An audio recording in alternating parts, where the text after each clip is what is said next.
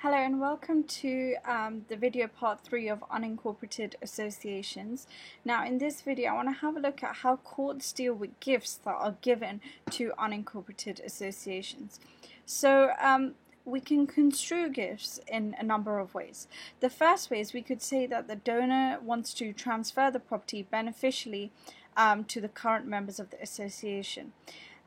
This is a problem because there is nothing which is binding the members to use the property for the purposes in which it may be donated to in the first place.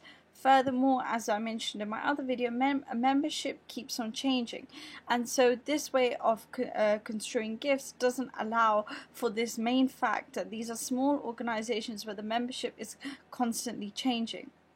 So as you can see already, we're starting to see that why the contract holding theory is being used even when we look in terms of the way gifts are presented. Now another way is that the donor could seek to transfer the property beneficially to present and future members of the association, i.e. to stop, for example, this issue with the membership keeps fluctuating.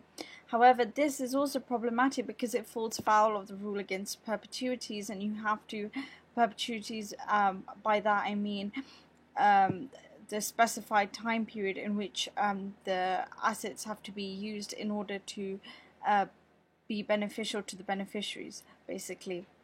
Another way of doing this is that the settlor could attempt to transfer the property on trust for the purposes of the association. But this is also problematic, and we have to strike this way of construction out because this is basically a purpose trust, and private purposes trust are not deemed legal in the law because of the beneficiary principle. So we can't do this either. So where does the law currently stand? Well, following the lead of Crossjay in Neville Estates and Madden 1962, Brightman J put forward an alternative method by which property could be transferred to and received by unincorporated associations in re-reaches. Basically what he said is the donor transfers the property to some or all of the members, so like we were saying that it can be co-owned either by the treasurer on trust for all of the members or just all the members generally, either as joint tenants or tenants in common, so that avoids any issues with the beneficiary principle because you have a beneficiary here. But the property, when it's received to the members, is received as a group property, and its application falls to be governed by the contract between the members, so this is the contract holding theory of how such property can be used. Now, so the next question to ask is basically how do we make this property which is given to a particular member or members become an accreditation to the group's fund? Well, basically how this works in practice is that there are two elements.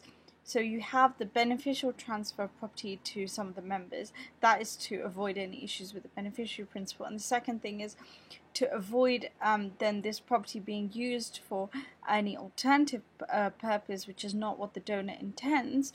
Is basically what you do is you tie it down to a contract theory and the contract which exists between the members.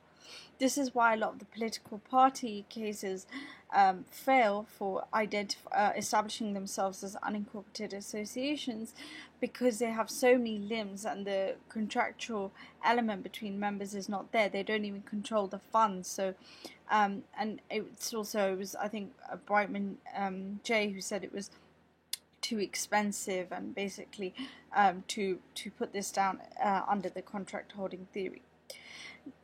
So problems arise not when property is now directly transferred to X association. It's when they say it's directed to X association for the purposes of whatever the purpose is, because before, if you just say it's directed to the trust, the purpose is governed by the contract, but now here the donor is saying I want these funds to be used for X purpose, and the problem is this looks like a purpose trust, and so then you have an issue.